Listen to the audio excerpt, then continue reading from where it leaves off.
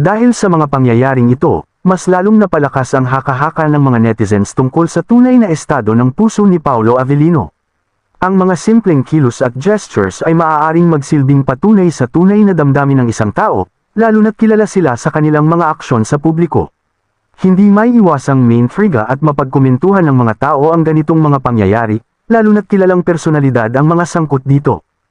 Mahalaga ring isaalang-alang ang pribadong buhay ng mga personalidad sa show business. Bagaman hindi may iwasang mapag-usapan sila ng publiko, nararapat pa ring bigyan sila ng paggalang at privacy sa kanilang personal na relasyon at buhay pag-ibig. Ang bawat isa ay may karapatan sa kanilang espasyo at kalayaan upang harapin ang kanilang mga personal na usapin ng payapa at walang ingay mula sa publiko. Sa huli, ang mga pangyayaring viral sa social media ay maaaring magdulot ng magandang aral sa ating lahat. Maaaring ito ay magsilbing paalala sa atin na dapat nating